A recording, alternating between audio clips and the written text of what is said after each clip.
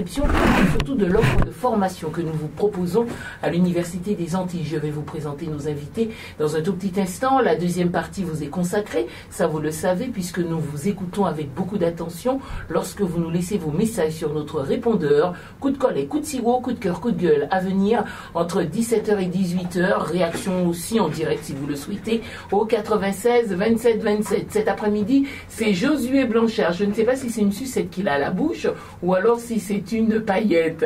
Ah, voilà, c'est son reste de café. Il y a une drôle de forme, ton reste de café.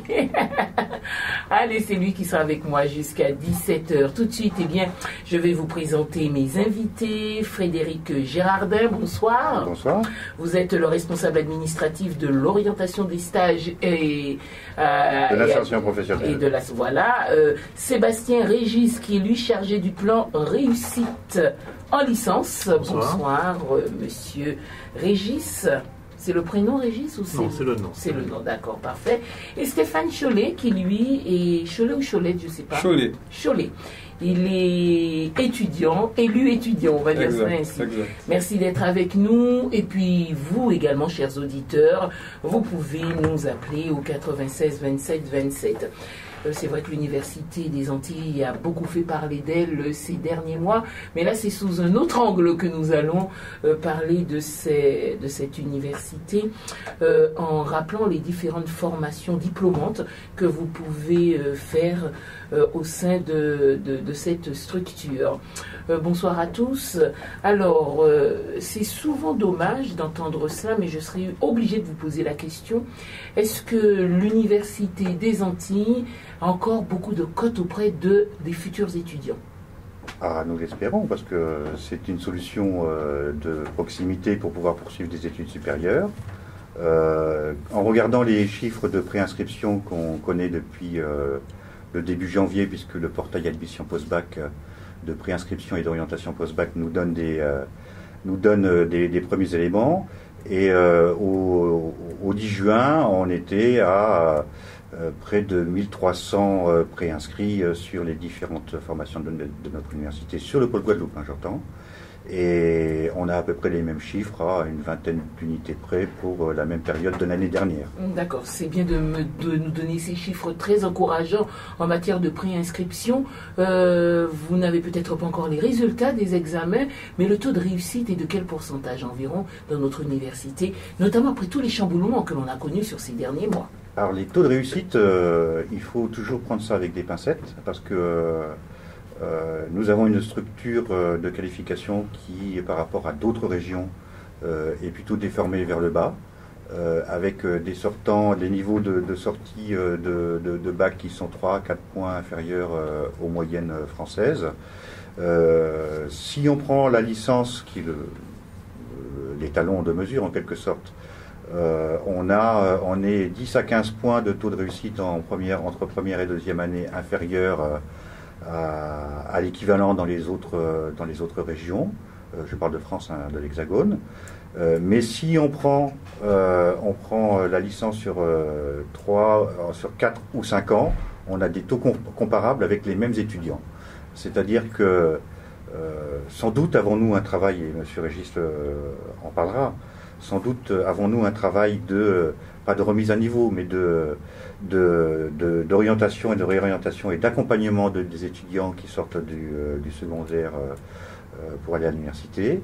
Et l'Université des Antilles, du coup, est une université de proximité qui autorise précisément des étudiants qui auraient été en difficulté dans d'autres universités à récupérer un niveau avec un diplôme de licence qui leur permet de poursuivre des masters, des bac plus 4, des bac plus 5, partout dans n'importe quelle autre université. Et les retours qu'on a sur nos étudiants qui poursuivent leurs études après la licence à L+3, à bac plus 3, dans les autres universités, ils sont quasiment tous en situation de réussite et excellemment bien.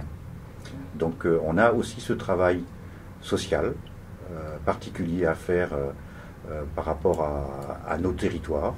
Et c'est un peu pour ça que ça a pris du temps pour régler une loi de réorganisation de l'université, pour qu'elle soit mieux ancrée sur les territoires avec des pôles autonomes et répondre mieux à la fois aux spécificités des élèves, aux caractéristiques des territoires et aux besoins de développement de la Guadeloupe en l'occurrence et de la Martinique pour nos homologues en Martinique. D'accord. Malheureusement, on n'a pas beaucoup de temps. Peut-être que nous allons faire une autre émission avant la fin de cette saison parce que l'offre de formation, c'est important de bien les connaître, de bien les maîtriser. Est-ce que souvent les étudiants sortant du secondaire, lorsqu'ils s'orientent dans cette université, ils savent exactement, ils ont un projet quand même bien ficelé, ils savent ce qu'ils veulent ou alors, on va un petit peu à fouillole, parce qu'il faut continuer. Est-ce qu'il y a encore cette mentalité? Ou alors est-ce que les étudiants qui s'inscrivent, et je vais peut-être me tourner vers Stéphane, qui va peut-être nous donner une réponse précise. Tes camarades étudiants, tu les côtoies, tu les fréquentes. Est-ce qu'ils ont un projet bien ficelé ou alors est-ce qu'ils s'inscrivent encore à fouillole à l'université? Bon l'an mal an, quoi, parce que par défaut en quelque sorte. Est-ce que tu as ce sentiment auprès de certains de tes camarades? Alors on va pas se mentir, il y a effectivement des étudiants qui vont s'inscrire à l'université parce qu'ils n'ont pas le choix, parce qu'ils n'ont pas la possibilité de partir parfois, ou pour ne pas rester à la rue comme on dit. Après, il faut savoir qu'à l'université on a quand même des formations de qualité. Il faut le rappeler, c'est pas du tout une université au rabais. Comme moi-même, je le pensais lorsque je suis arrivé, je me suis rendu compte de par le niveau, oui, je dois le dire, je me suis rendu compte de par le niveau qu'il faut travailler.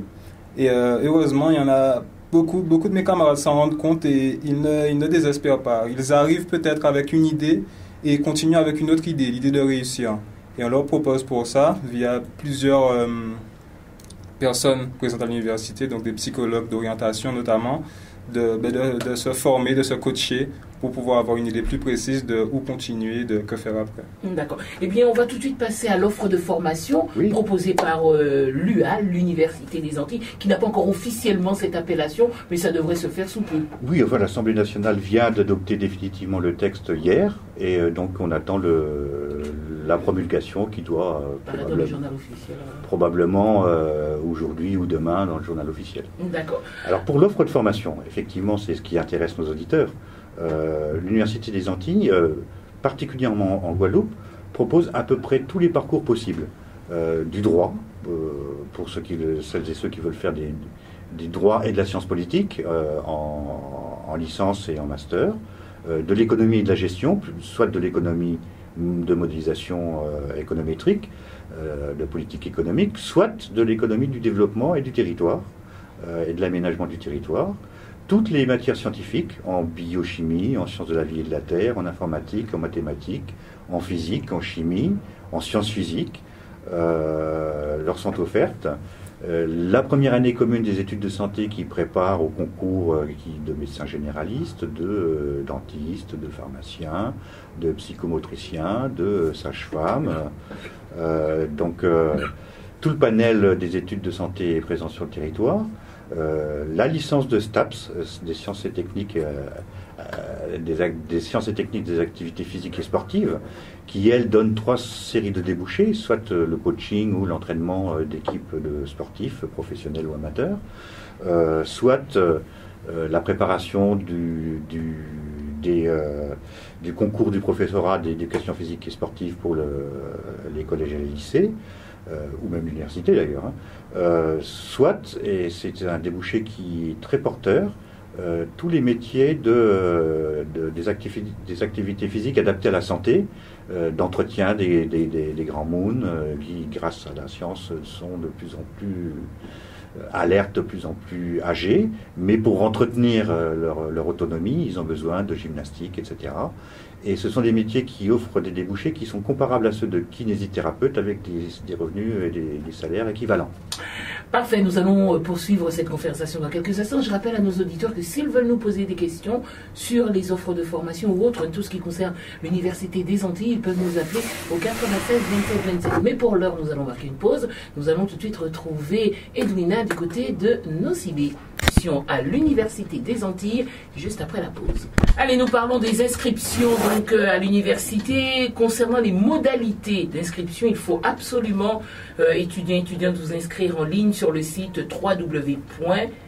www.univ-ag.fr et vous devez vous inscrire entre le 6 et le 24 juillet. Nous avons parlé du pôle Fouillol. On sait que du côté de Saint-Claude, il y a une très belle structure qui accueille également les étudiants. Donc sur ce site, quelles sont les offres de formation proposées? Alors sur le site de Saint-Claude, nous avons à la fois des formations technologiques et des formations littéraires de langue et d'histoire. Une licence d'histoire, une licence de LEA, langue étrangère appliquée en anglais et en espagnol, avec des stagiaires qui ont un grand succès dans la Caraïbe, et en particulier à Porto Rico, parce que les stages de professionnalisation se passent beaucoup par là, parce que Porto Rico, ça parle à la fois anglais et espagnol, et ils travaillent dans le commerce, les banques, l'hôtellerie, etc. Et ils ont un grand succès. Une licence d'histoire qui se spécialise dans les sciences sociales, et une licence de lettres modernes, classique, qui permet à nos futurs bacheliers des filières littéraires d'avoir aussi un débouché. Autre formation technologique, on a 3 DUT, diplôme universitaire de technologie qui se préparent à Bac+2, un en gestion des entreprises et des administrations, spécialisation petite et moyenne organisation, un autre en génie biologique, plutôt spécialisé sur le contrôle qualité et la gestion des chaînes de production en agro-transformation, et un DUT des métiers de l'informatique et du multimédia qui donne un débouché aux bacheliers qui préparent la filière multimédia, notamment à Pointe-Noire. Je suppose que ce DUT doit être particulièrement prisé par les jeunes. Et en particulier par les médias comme vous, qui accueillent très volontiers des stagiaires dans ces domaines-là, et nous formons aussi les métiers techniques pour les filières audiovisuelles. Alors, Monsieur Sébastien Régis, vous êtes chargé du plan qu'on n'appelle plus d'ailleurs ainsi, réussite en licence. Alors, est-ce que vous pouvez nous présenter ce fameux plan? En fait, ce que je voulais dire, c'est que tout à l'heure, vous avez parlé des turbulences qu'a subi l'université, mais je tenais à dire qu'en dépit de toutes ces turbulences, les formations ne se sont jamais arrêtées, et que en fait les enseignants, parce que je suis aussi enseignant, nous n'avons jamais cessé de dispenser en fait nos savoirs.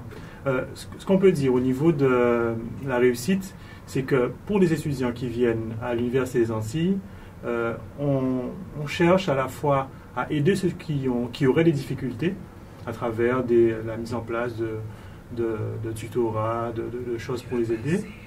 Et deuxième chose, pour ceux qui sont plutôt dans l'excellence, on a aussi des formations qui leur conviennent, comme un diplôme d'ingénieur qui est là depuis quelques années. Et donc on tire à la fois vers l'excellence pour les étudiants qui sont brillants, et aussi on cherche à aider les étudiants qui pourraient être en difficulté pour les aider à décoller et à finaliser leur projet. D'accord, donc ce plan, ce plan réussite, donc même si on ne l'appelle plus ainsi, est vraiment indispensable pour tous ceux qui ont des soucis lorsqu'ils intègrent l'université. Alors, on essaie dans la mesure du possible de mettre en place avec nos enseignants du tutorat, donc en fait de l'aide pour les étudiants qui sont en difficulté. Au niveau de la DESIP, on essaie aussi de mettre en place des choses pour des anciens étudiants, enfin des étudiants qui sont déjà sur place, qui encadrent les primo-entrants, les étudiants qui viennent d'arriver. L'idée étant que les étudiants ne se sentent pas perdus.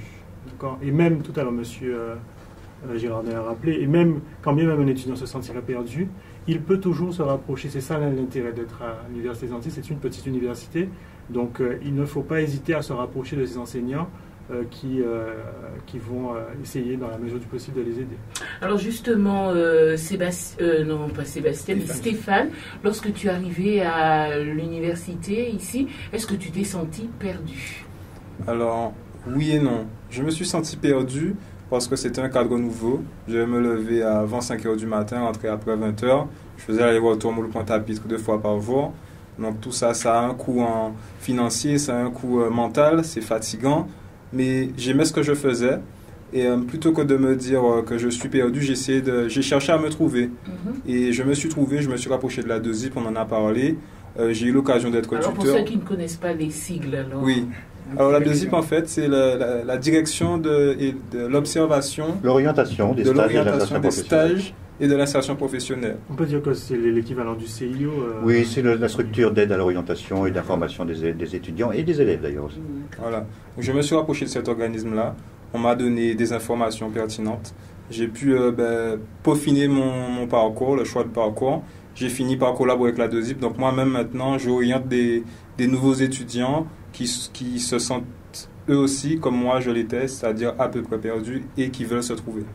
Alors tu nous parlais du parcours que tu faisais, pourquoi tu n'as pas opté pour avoir une chambre à l'université? Alors j'ai préféré, en fait, c'était un choix financier. Je me suis dit que je vais passer mon permis, je vais utiliser l'argent que j'aurais dépensé en logement pour passer mon permis.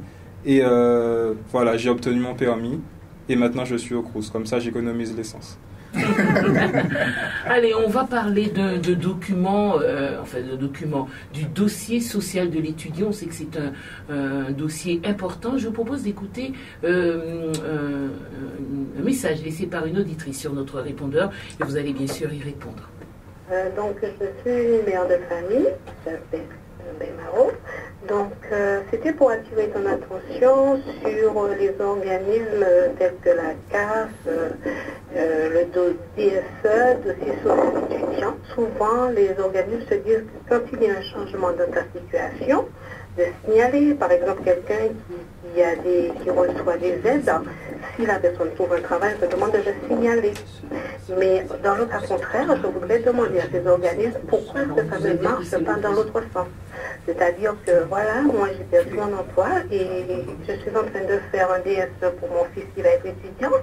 Et tout de suite, en fonction des justificatifs de salaire, de N-2, puisqu'il te demande N-2, eh bien, mon fils n'aura pas droit. Bon, il se trouve que moi, je ne travaille pas. Que le Crous. Donc, et que les ressources sont diminuées, et puis c'est bien que dans le groupe, les charges ne diminuent pas. Donc, je voudrais savoir qu'est-ce que ces organismes sociaux peuvent faire, puisque quand il y a des changements de situation, il faut que ça marche dans les deux sens. Alors, je ne sais pas si vous êtes apte à répondre à la demande de cette auditrice. On va essayer, mais simplement pour signaler que l'auditrice a bien raison, ce n'est pas l'université qui s'occupe du dossier social de l'étudiant, mais c'est le Crous. Mais comme on travaille avec le Crous, on peut leur donner des renseignements. C'est-à-dire que, contrairement aux autres Crous de France et de Navarre, le Crous continue à instruire les dossiers sociaux des étudiants ici. Donc on invite cette dame à reprendre contact avec le Crous en exposant la situation, soit en se rendant sur place au campus de Fouilleul, en allant vers la marina, sachant qu'il existe aussi dans la situation présente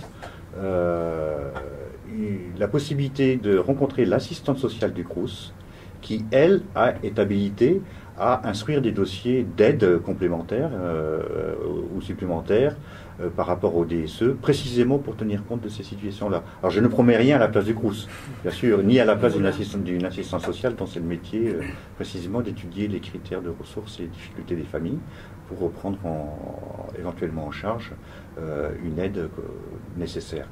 D'accord. J'aimerais revenir vers vous, monsieur Sébastien Régis. Les étudiants donc, qui sont inscrits en licence et qui veulent travailler, progresser, quels conseils leur donnez-vous pour que justement leur année d'étudiant se passe au mieux au sein de l'université, soit de Fouilleul, soit de Saint-Claude? Alors, ce que je peux dire déjà, c'est qu'à la rentrée universitaire, on commence par expliquer aux étudiants ils arrivent dans un autre monde, mais de plus en plus, on essaie de se rapprocher du monde qu'ils ont connu, c'est-à-dire le lycée, qui est très cadré, avec des classes de 30 élèves au maximum, on va dire 27, avec des enseignants qui leur donnent des exercices très régulièrement. Donc on essaie, en première année en tout cas, de se rapprocher de ce monde-là. C'est-à-dire qu'auparavant, ils avaient souvent des cours en amphi, et de plus en plus maintenant, en première année, on cherche à avoir des petits groupes de 25, 26, maximum 30, pour qu'ils puissent rester dans cette dynamique-là. Et on essaie de favoriser... C'est assez révélateur ce que vous êtes en train de dire, parce que effectivement les étudiants avant, ils étaient dans de grands amphis, beaucoup plus autonomes.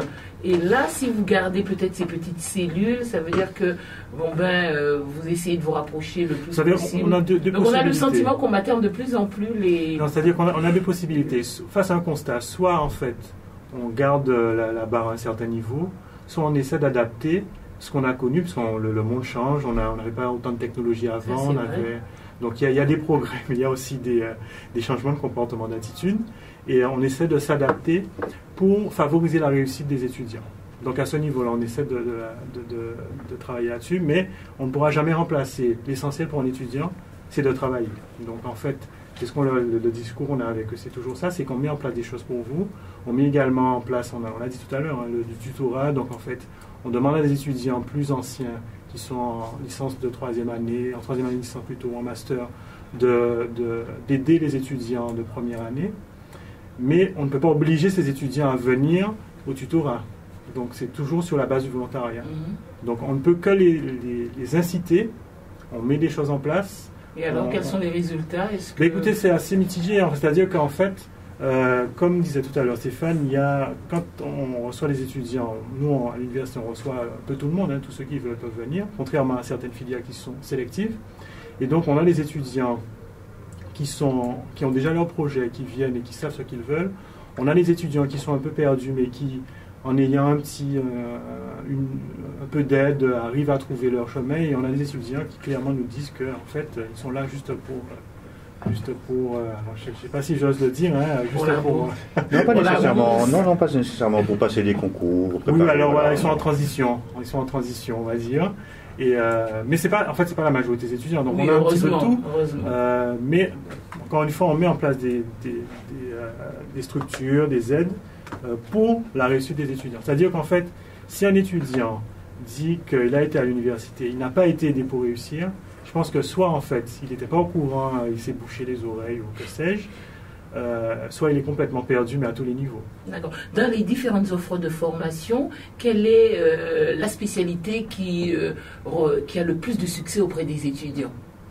Alors, du côté des lettres, ça serait plutôt, on va dire, LEA, langue étrangère appliquée, en anglais et espagnol, parce que c'est professionnalisant et puis c'est ouvert sur la Caraïbe.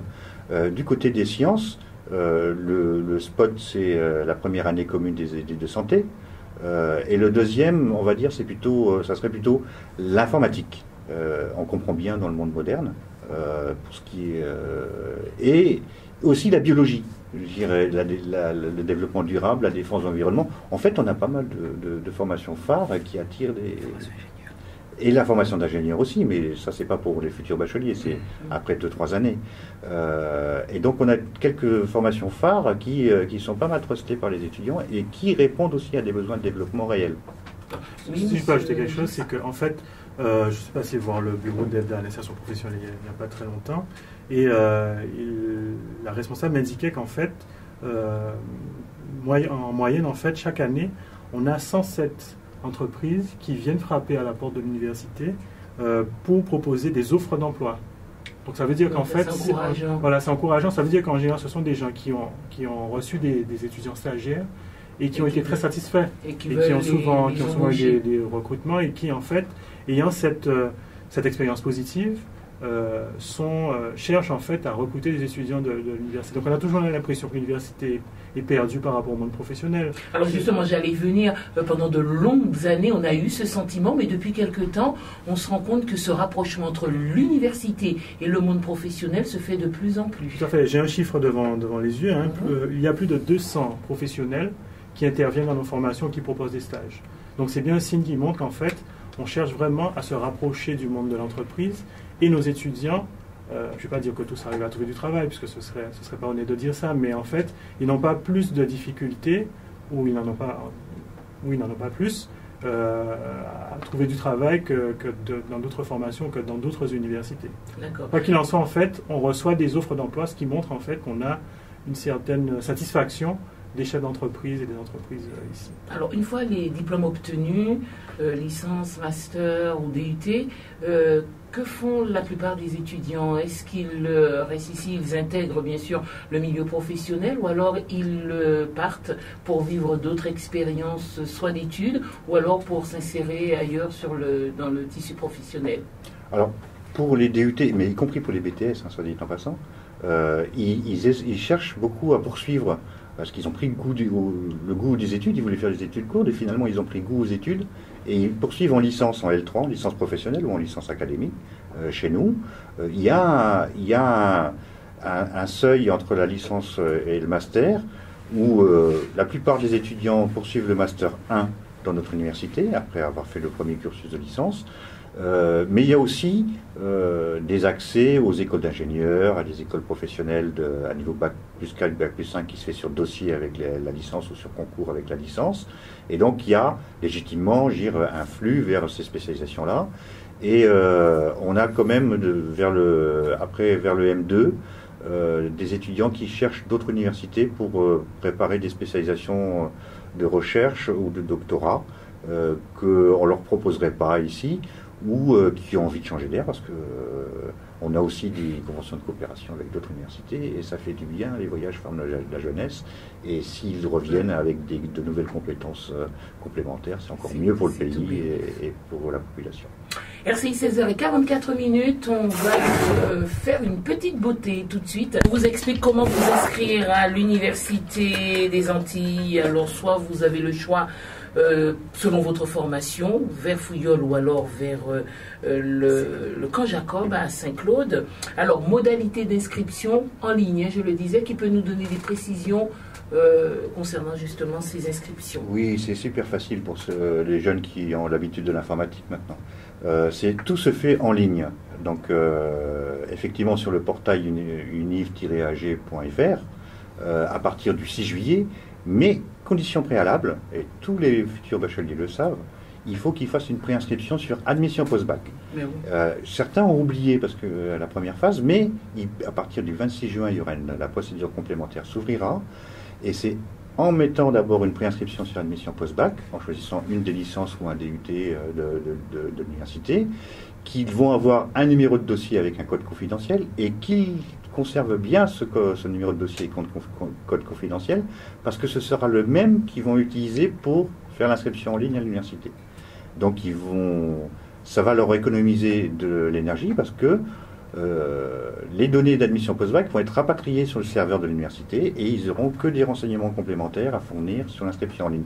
Et ils peuvent s'inscrire de chez eux ou de la base de données ou de chez un parent qui a Internet ou il y a même à Tombouctou ou à Shanghai. D'accord, donc prenons l'exemple de quelqu'un qui a eu sa licence dans l'Hexagone et qui souhaite par exemple s'inscrire en master ici, c'est exactement la même procédure. Oui, alors c'est pas admission post-bac pour ceux qui vont en master, c'est seulement pour les... Mais effectivement, les inscriptions en ligne, y compris pour ceux qui ont été acceptés en classe préparatoire aux grandes écoles, ils ont l'obligation de faire une inscription aussi à l'université. C'est un filet de sécurité, il y a une convention entre leur lycée et l'université.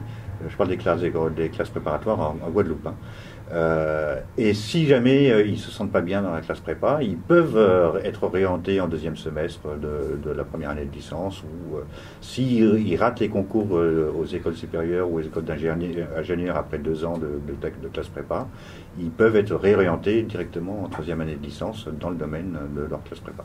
D'accord. Vous êtes le responsable du BAIP, hein, c'est bien ça? Oui, de la DOSIP. Mais dans notre service, il y a un bureau d'aide à l'insertion professionnelle qui, effectivement, on s'occupe de l'accueil, de l'orientation, de l'inscription, mais on s'occupe aussi de la préparation à l'insertion professionnelle et notamment avec des séances de coaching pour que les étudiants puissent valoriser leurs compétences avec des forums des métiers, avec précisément les partenaires professionnels extérieurs pour découvrir les différents métiers et les employeurs. Avec des modules de formation à se préparer son projet professionnel ou se préparer à réaliser un stage, et avec une banque de données d'offres de stage et d'emploi qui permet à nos étudiants, plus ils progressent dans les études, plus ils se rapprochent du monde professionnel, et davantage on leur donne des outils de mise en contact, d'ailleurs aux professionnels aussi, y compris avec les anciens étudiants qui occupent beaucoup de fonctions de cadre.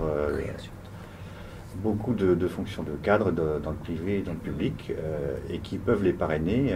On est en train de constituer un réseau d'anciens pour précisément organiser l'accueil dans les entreprises et les administrations de nos futurs diplômés.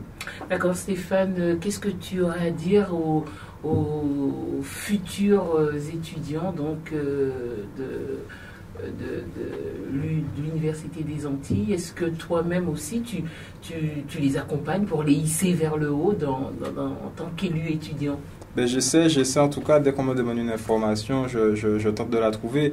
Comme je l'ai dit au début, l'université n'est pas d'une université au rabais. On est encadré, on est de plus en plus encadré, comme M. Régis le faisait remarquer. Il y a des dispositions qui sont prises pour faire des petits groupes, ce genre de choses, mais il ne faut pas se faire d'idées. On ne va pas faire les études à notre place. Les profs sont là pour nous enseigner, pas pour nous faire la fleur à l'examen. Donc c'est vraiment à nous d'étudier et de profiter des dispositifs qui sont mis en place pour nous. Au final, c'est nous qui allons travailler pour les notes qu'on aura. Il y a pas mal de services qu'on dit communs à l'université qui proposent du sport. Faire du sport, voilà, on paie 10 € l'année, on a un vaste choix de sport, on fait du foot, du hand, du volley. On ne le dit pas assez. C'est super aussi. Voilà, c'est ça. Ça développe une cohésion entre des étudiants qui ne se connaissent pas, qui ne sont pas dans la même fac. La commission culture, c'est là que j'ai appris à faire de la musique. Avant, je n'imaginais même pas pouvoir faire de la musique un jour. Et de quel instrument joues-tu? Du piano et du cas. Donc voilà, je suis plutôt satisfait de ce que l'université m'a apporté de ce côté-là et de moi-même, puisque ça, on gagne en confiance en soi. Les séances de coaching dont M. Gérardin parlait, j'ai eu des retours impressionnants d'étudiants qui se sont vus coacher, comment se tenir un entretien, que dire, quoi préparer, comment rédiger un CV. Ce sont vraiment des pistes qui sont mises à disposition pour nous gratuitement, et c'est dommage, ce serait dommage de ne pas en profiter.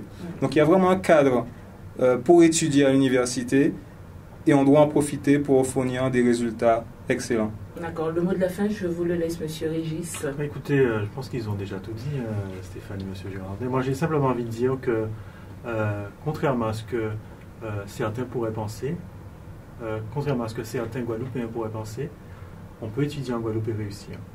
Et moi, j'en suis la preuve vivante. Je ne vais pas en dire plus, hein, mais... Ah bah oui, là, maintenant, il va falloir que vous me donnez tout votre CV. J'ai été formé ici à l'université et j'ai trouvé du travail. J'ai des amis qui ont été formés, j'ai vu des étudiants qui ont été formés ici et qui ont trouvé du travail ici. Il y en a qui sont partis en métropole, qui n'ont pas fait de formation complémentaire, qui ont trouvé du travail. Il y en a qui travaillent à l'étranger. Évidemment, ceux qui travaillent à l'étranger, ça reste marginal, hein, c'est pas la majeure partie. Mais ce que je veux dire, c'est que en fait, on a les outils ici pour réussir. Alors, on a le droit de partir, on a le droit de... M. Durand disait les voyages font la jeunesse, effectivement, mais il faut qu'on sache, que les Guadeloupéens sachent, qu'ici, en Guadeloupe, on a une université qui leur permet de réussir aussi. Merci, Monsieur Sébastien Régis, Monsieur Frédéric Gérardin et Stéphane Chollet. À très bientôt. Et vous savez maintenant ce qu'il vous reste à faire pour pouvoir vous inscrire. www.unif-ag.fr du 6 au 24 juillet.